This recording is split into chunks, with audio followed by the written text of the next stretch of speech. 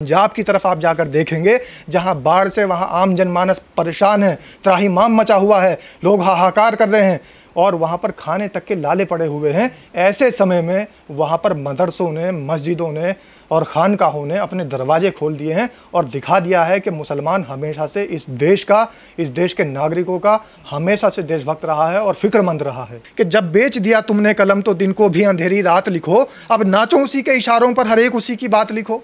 जब बेच दिया तुमने कलम तो दिन को भी अंधेरी रात लिखो, अब नाचो उसी के इशारों पर हर एक उसी की बात लिखो।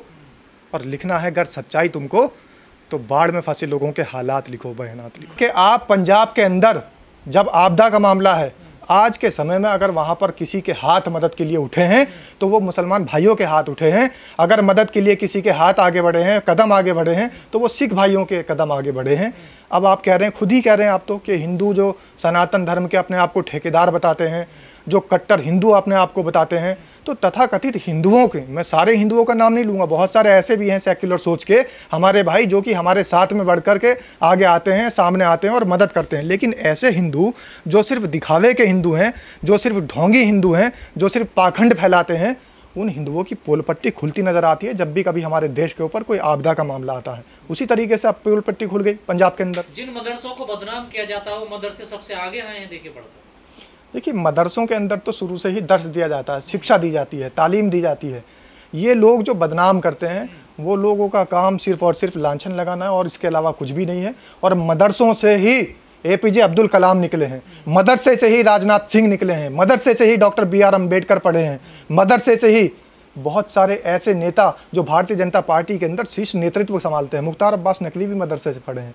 तो मदरसों का नाम बदनाम करने वाले तो खुद मदरसों से पढ़े हैं।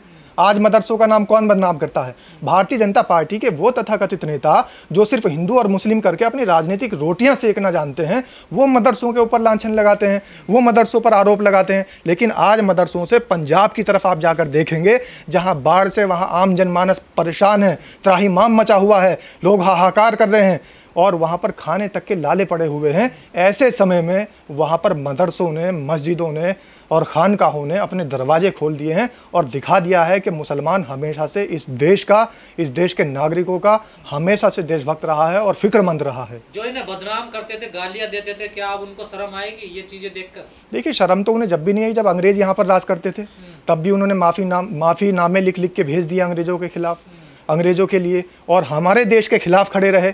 तो अंग्रेज़ों के समर्थन में खड़े रहने वाले और हमारे देश के ही खिलाफ खड़े रहने वालों को तो शर्म तब भी नहीं आई। और एक बात मैं आपको बता दूं कि ये आज का इतिहास नहीं है मुसलमानों का मदद करने का। आज आपको पंजाब दिखाई दे रहा है, आज आपको मेवात के लोग नज़र आ रहे हैं, लेकिन वो बात भी याद करिए, जब सरदार भगत सिंह को और राजगुरु को और सुखदेव को फांसी लगाने का नंबर आया तो एक मुसलमान जज ने फांसी देने से इनकार कर दिया था। और एक बात लोगों के सामने नहीं आने देते क्योंकि तो इतिहास बदल देते हैं। मुगलों का इतिहास हटा दिया, लेकिन ऐसा नहीं है कि मुगलों का इतिहास हटाने से नाम हट जाएगा, इतिहास हट जाएगा। ऐसे ही जो मुस्लिम क्रांतिकारी थे, जो इस देश के लिए अपना खून बहाकर, इस देश को अपना बलिदान दे करके आगे सींचते चले जा रहे थे, उन लोगों का भी नाम नहीं आता। यह किस्सा मुझे हमेशा से याद है और मैं आपके माध्यम से बताना चाह रहा हूँ कि जस्टिस आगा हैदर, जिन्होंने ना तो सिर्फ मना किया था, साथ ही जिस टाइम वो सुनवाई के लिए गए थे और ये सब काकोरी कांड वाला केस वहाँ पर चल रहा था अदालत के अंदर, तब वो अपने साथ में एक थैला लेकर के गए थे। और जब अंग्रेज हुक्मरान ने ये कहा कि फांसी की जो ये हमने आदेश दिया है, फांसी का जो हुक्म दिया है, इस पर अपने साइन कर दीजिए, दस्तखत कर दीजिए, सिग्नेचर कर दिए, उन्होंने मना कर दिया। और साथ ही वो झोला, वो जो थैला घर से लेकर आए थे, वो उठा करके उन्होंने दिखाया कि मुझे पता था कि फांसी के जो ये आपने आदेश दिए हैं, ये हुक्म दिए हैं, मैं इस पर साइन नहीं करूंगा, तो मुझे आप ज़रूर कहीं ना कहीं प्रेशर में लोगे, इसीलिए मैं अपना कफन अपने साथ लेकर के आया हूँ। धीरेन्द्र शास्त्री, अनुरुद्धाचार्य, जो करोड़ों अरबों का जिन लोगों ने साम्राज्य खड़ा किया है सनातन के नाम पर, क्या वो 10,000 रुपए की मदद नहीं कर सकते? देखिए, आपने खुद कहा कि करोड़ों रुपए का साम्राज्य इकट्ठा कर लिया, तो उनका काम ही साम्राज्य इकट्ठा करना है, वर्चस्व का और सिर्फ दिखावे का उनका सारा काम है। ढोंग के साथ, पाखंड के साथ, आडंबर के साथ वो उतरे हैं इस देश की जनता को बेवकूफ़ बनाने के लिए, और कहीं ना कहीं ये सरकार के प्लांट किए हुए लोग हैं। नहीं, गुरुद्वारे के दरवाजे खुल जाते हैं, मस्जिद मदरसों के दरवाजे खुल जाते हैं, तो फिर मंदिर के दरवाजे क्यों नहीं खुले? मदद खुलते हैं, उनके दरवाजे खुलते हैं जब लोगों का पैसा अपनी झोली में भरना होता है। एक तरीके से वो अपना एक कागज़ लेते हैं, उस पर न जाने कौन से हथकंडे अपना के किन किन चीज़ों का उपयोग करके और वो लोगों की जो है वो जन्म तिथि, जन्म कुंडली और भविष्य बता देते हैं। ये तरीका है उनका अपनी झोली भरने का। तो जो लोग छल के नाम पर, फरेब के नाम पर अपनी झोली भर रहे हो, तो उनकी झोली से क्या कुछ निकलेगा किसी के लिए? सिख कभी रोता हुआ किसी ने नहीं देता, वो हमेशा सबकी मदद करता, लेकिन इस बाढ़ से, इस आपदा से आज सिख रो रहा। देखिए, देश का हर वो व्यक्ति रोता है जब देश पर आपदा आती है जो कि देश से प्यार करता हो। जिसको देश से प्यार ही ना हो, जिन्होंने कभी देश के लिए सोचा ही ना हो। अभी एक बहुत सोशल मीडिया पर वायरल हो रहा है एक लेटर, ब्रिटिश साम्राज्य का है, और उन्होंने कहा है कि हमें कोई आपत्ति नहीं है आरएसएस से।